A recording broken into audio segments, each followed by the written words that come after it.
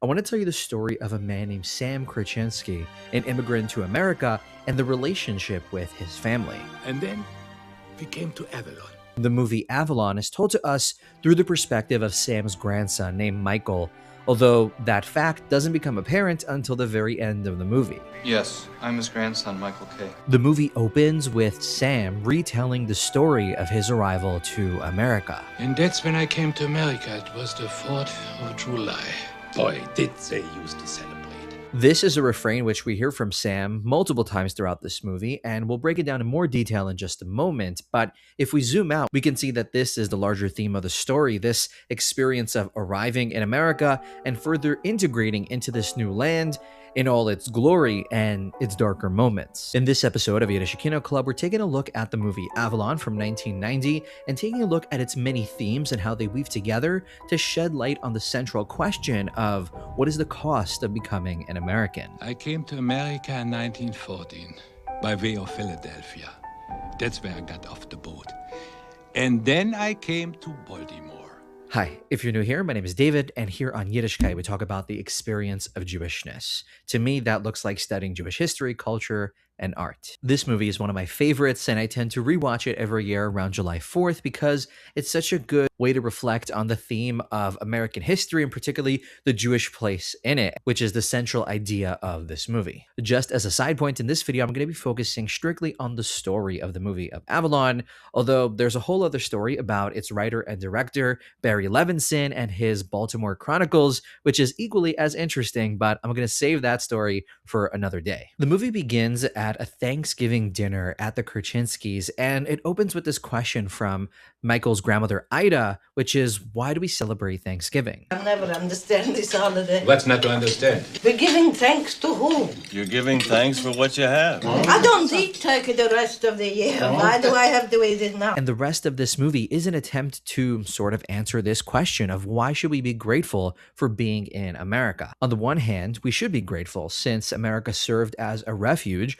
from the very real dangers of being a Jew elsewhere, most notably is the Holocaust, but in the case of this family, they were actually escaping the pogroms, which were attacks against Jewish communities, which, if not sanctioned, were not prevented by the Russian monarchy. But the government would kill you, would take your money, your property, whatever you had. But on the other hand, once Jews are in America, what is that experience actually like, and is it ultimately worth it? For a lot of people, after watching Avalon for the first time, seem to enjoy it but have a hard time pinpointing what the movie's actually getting at. I heard it described as a $20 million home video, meaning that there's no real plot to this story, it's just events unfolding. But upon further rewatches, I began to realize that this movie is trying to convey a message, it's just the way that it's retold isn't like a chronology like we're used to, but rather takes the shape of memories. And this idea of remembering the family story is not only a very Jewish theme, but it's also something that is underscored by Sam himself. At the Thanksgiving dinner at the start of the movie, we see how Sam wants to retell the story of how he arrived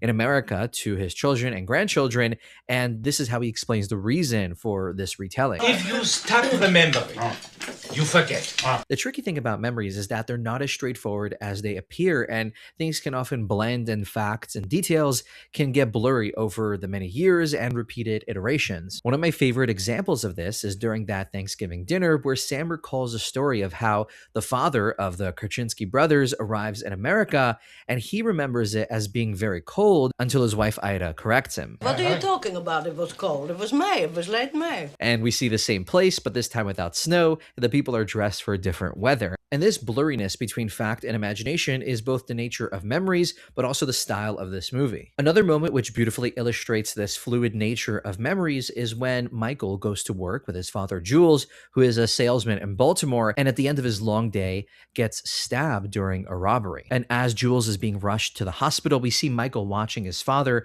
mutter something about playing a piano. And then we see a memory of how when Jules was young, Sam bought him a piano piano, but Jules never learned to play. Now, clearly, these moments aren't chronological, and also it's not clear who this memory is actually from, but that's the style of the story, where these two moments, which resonate with each other, are retold together. What's interesting is that as you're watching it, you're not really questioning whose memory it is and the nature of the storytelling, because we kind of intuit that all of this flows together since our memories essentially work the same way. A similar moment which reinforces this idea is a little bit later, where Michael is standing in the hospital watching his father's bed, and he sees his father appear behind him, and they take a walk down a long hallway, only to realize that that entire moment occurred in Michael's head. Michael, I just talked to the doctor. Your father's going to be all right. So now that we're familiar with the style of this movie, we can now see how it's going to try to answer Ida's question at Thanksgiving, which was, why should we celebrate being in America? And the way this movie does it is by presenting these memories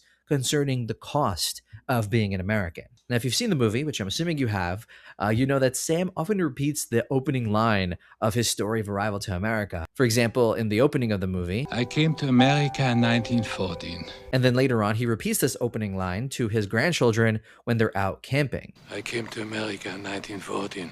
And when I came to Baltimore, it was the most beautiful place you ever saw. And in that case, he ends up telling the grandchildren another story about his children, how they changed their name from Krichinsky to a more American-sounding name. I changed my name.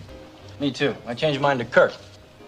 It's easier to say than Krichinsky. Who said names are supposed to be easy to say? This is a family, goddammit! Kaczynski is the name of the family. It's not Kay. It's not Koik. It's Kaczynski. At first, Sam is furious at this change and really deeply resists it, but as he describes, eventually he came around and tried to celebrate his son's new marriage. It's your life. You're gonna have to live it. We also hear Sam repeat it all the way at the end of the movie, where grown-up Michael comes to visit Sam in the old age home. I came to America in 1914. And then grown-up Michael repeats it to his son, also named Sam, when his son asks him about the man with the funny accent. We wasn't born here, Sam. We came to America in 1914. He said it was the most beautiful place he'd ever seen. I have to say, this is probably my favorite part of the movie. Every time I watch it, it always just gets me right in my kishkis. It's a very, very powerful moment. As Sam repeats this opening line of his story, we get more context into the story of the family. Like we mentioned, when his son got married, he changed his name. But there's one time that Sam repeats this line that actually unlocks the rest of the movie for us. And that happens in this moment in the movie where the family moves to the suburbs of Baltimore. And this ends up being a much bigger change than a mere shift in geography. After everything in the house is packed up, Sam lingers in the empty house, remembering the milestones of his children's lives. And when pressed by Jules to leave, he once again repeats his refrain. I came to America in 1914, but... To which Jules responds, Oh, what are you talking about? You came all the way to America. We're just going to the suburbs. To Sam's family, this isn't just a move, but rather a shift from one part of their story when they first arrived to America to the next chapter where they're going further into America and integrating more into that society. But it's going to come at a cost. And Sam can feel this shift happening, and he verbalizes this to Jules. We're getting further and further away from Avalon. Avalon is the place where Sam lived with his four brothers when he first arrived to America. Yes, in 1914, and it represents the peak of Sam's hope for America, which he immortalizes in the story, which he constantly repeats. And so as the family moves away from the other brothers into the suburbs, Sam can feel this shift happening beneath his feet, but he doesn't yet know the toll that it's going to take. The movie makes the case that in the process of Americanization, the bonds of the Krichinsky family are frayed and ultimately severed. The most obvious example of this is between Sam and his brother Gabriel, who, besides Sam, is the loudest and most memorable of the brothers. Gabriel is what we call a nudnik, or a real stickler for the details. We can see this clearly in a couple of moments. One is where they're discussing the arrival of the father, and they're trying to figure out whether he arrived in 1925 or 26. And once again, this points to the shifting nature of memories. But when Jules asks him, like, why does it matter what year he arrived in, we get a deep insight into Gabriel's entire life perspective. It's a big difference between 25 and 26. One is 25 and the other is 26. Even though this detail isn't really important to the listener of the story, to Gabriel it does matter, on principle. In his mind, if something is meant to be one way, there is absolutely no compromising on the integrity of that idea, even to the extreme, and that makes him more than principled, but like I said, a nudnik. We could see this perfectly in another moment in the movie at a Krichinsky family circle, which is this meeting where all the brothers and their children meet to discuss family business. And this meeting takes place on a hot summer's day, and when Uncle Izzy suggests that maybe they take this meeting outside, Gabriel vehemently refuses. Because an outing is an outing, and a family cycle is a family cycle. And this time, Gabriel's insistence on principle ends up affecting everybody around him. And even though the meeting and an outing could ostensibly be combined into one event, Gabriel seems to find solace in rigidly sticking to his viewpoint, even when he's clearly in the minority. And we could see this right afterwards, where the circus comes into town and passes by the window, and everybody rushes outside to see this very unusual sight, leaving Gabriel in the stuffy hot room, schwitzing all by his lonesome. But the final straw between Sam and Gabriel, which you're probably waiting for me to get to finally, is the fact that Gabriel has this expectation that Sam's family wait until he arrives at the Thanksgiving dinner before cutting the turkey. You cut the turkey! In the Thanksgiving meal at the start of the movie, we see how Gabriel arrives while the family is still setting up for the dinner, and the grandmother acknowledges that he comes late and playfully threatens that they would have cut the turkey without him, to which Gabriel responds with pure indignation. To cut the turkey without me present? Believe! However, after Sam's family moves to the suburbs, Gabriel is once again running late for the Thanksgiving dinner, but this time everyone is already at the table, waiting impatiently. To which Sam relents and orders that the turkey be cut, and then Gabriel arrives right afterwards and realizes what happened, that they cut the turkey without him. You cut the turkey without me? And this leads to a massive argument between Sam and Gabriel. There's always younger that are hungry and carry on as they want to eat. They got to wait till every relative is there before the turkey's cut. I said enough! Having watched this movie a couple of times, I always tend to take a different side every time I watch this movie. From Gabriel's perspective, we can see how it's unpleasant to arrive somewhere and see that the people didn't actually care enough to wait. But then again, he was running late, and it's not something that should really tear a family apart. Other times that I watch it, I take Sam's perspective, which is that the children are hungry and cranky, and that there was no point in waiting. Gabriel can just eat the turkey when he arrives. But then again, there's also the principle of waiting for an older relative as a sign of respect. And I actually wonder, if you've seen the movie, whose side you take. Either way, each side feels that they're correct and refuse to reconcile with each other, and the tensions continue to escalate and finally explode at another family meeting. This is about the goddamn turkey again. You might as well have stabbed me in the heart. By the end of the movie, Sam and Gabriel never make up and end up never talking to each other again, and their families also cut ties. We brought you to this country, and if it wasn't for my say-so, you'd still be in the old country. No respect! Clearly, the argument over the turkey is a symptom of a much larger issue between them, which isn't really included in this movie, and we're just left to speculate about it. Perhaps Gabriel felt that Sam never truly appreciated what he did for him, bringing him to America and helping him get on his feet. And perhaps Sam didn't like being controlled by Gabriel's domineering and rigid stances based on principle. And this fits into the larger style of this movie, like we mentioned, with Memories, where there isn't a way to clearly discern between fact and fiction. In this fight, it's hard to discern who's clearly right and who's clearly wrong. Unfortunately, the rift between Sam and Gabriel isn't the only example of the way the family drifts apart in this movie. There's the case of Ida's brother, Simcha, who she never met and then comes to America after World War II, having survived it, and they only meet in the suburbs. However, after the issue of supporting Simcha turns into an argument between Sam and Gabriel, which we just mentioned, Simcha ends up finding employment on a farm and ends up leaving his only family in America. They finally meet for the first time in 30 years, and in less than 1 year, he decides to move on. What's interesting is that earlier, when Sam and Simcha were talking, Sam explained to him that now by having his own place, he was truly becoming an American. You'll have your own place. You'll be an American like us. Nastavia. Own place. However, when Simcha is departing for his new job, we can see the mix of emotions where his sister is happy for him that he found this new opportunity, but the sadness of this departure can't fully be ignored. And similarly, when Sam and Ida move out of their son's home, this isn't seen as an accomplishment for Sam becoming an American, but rather as a very sad moment for Michael, who misses his grandfather's companionship. I don't want you to ever leave.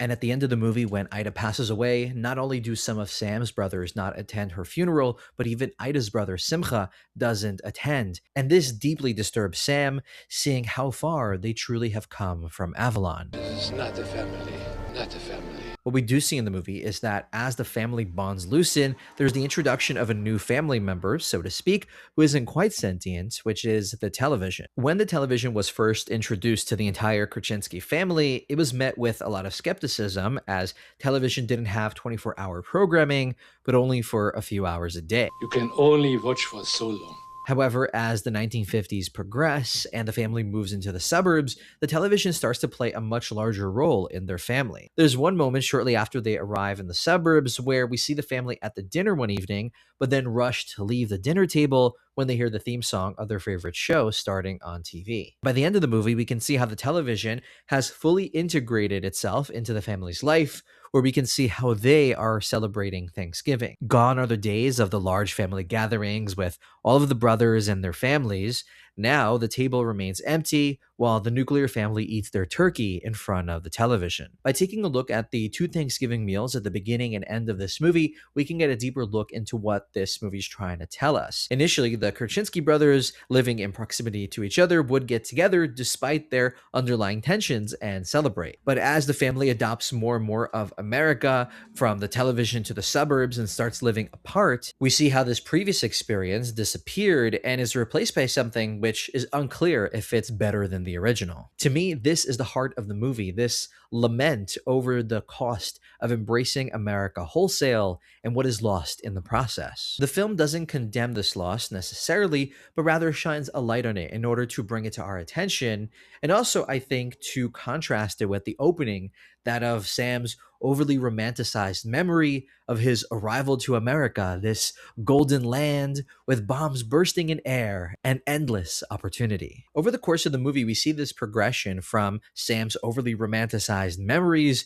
to the gritty reality of the 1950s. We see this mainly from Michael's perspective, where we see the challenges of living in America even as a middle-class child, like the moment we mentioned early on where his father is stabbed during a robbery, to other moments like when the streetcar derails, or when he's stung by a bunch of bees who live in the stairs of his house. I hate the suburbs. And of course, there's the most important example of this, which is what happens to his father's and uncle's store. The story is that Michael's uncle, Izzy, is more of an entrepreneur and wants to expand the business from first doing their own routes, selling merchandise, to opening their own store known as Kirk's and K's. Guaranteed lowest prices in town. That's good. Eventually, they expanded to a giant warehouse, which has its grand opening on July 4th and turns out to be a huge success. However, after an electrical fire starts in the warehouse, the entire store burns down that very night. The new store's on fire. What? It's on fire! What happened? I don't know. It's a 4-alarm. We gotta go. Come on, come on! There's this incredible moment where Jules is watching as the firefighters are trying to control the blaze through his store, while there's fireworks exploding behind him in the night sky in honor of the holiday. And I just love this synchronicity between the beginning and ending of the movie, both of which are on July 4th, where one, we see Sam during his arrival thinking that anything is possible, to the ending where Jules is watching all of his hard work burn. This powerful contrast serves to further underscore the reality of America after actually having lived in it and experienced both its promises but also its heartbreaks. What about the store? Gone, Dad. All gone. And by the end of the movie, we have a much wider perspective on America from what it could be to what it actually is. And so we're more equipped to answer Ida's question that she asked at the first Thanksgiving, which is, what are we being thankful for? And this movie, Avalon, explores this question with us in a series of memories about the grandfather Sam. But it doesn't just tell us what Sam hoped America would be, but also what actually occurred after his arrival, from the cost that it took on his family to how new technology helped create a very different family experience. If I knew things would no longer be, I would have tried to have remembered better. If you're still watching, I want to thank you for being here to the end of this video. I particularly enjoyed watching this movie in honor of July 4th, which is coming up very, very soon. I really enjoyed this movie for multiple reasons, particularly this idea of remembering one's family story, which is very Jewish, but also connecting it to the story of Jews in America, which is one of the things I love exploring on this channel. In the future, I hope to get to other Barry Levinson films like Liberty Heights, as well as talking about his entire filmography, like I mentioned earlier. But in the meantime, if you're interested in Jewish history, culture, and art, you can check out this playlist of other movies that we covered in Yiddish Kino Club. There's also this playlist, which has videos about Jewish American history, like a tour of the Lower East Side, or a tour of the oldest Jewish cemetery in America, or a conversation with Dr. Jonathan Sarna. If any of this sounds interesting to you, then you, my friend, you're in the right place. My name is David, and welcome to Yiddishkeit.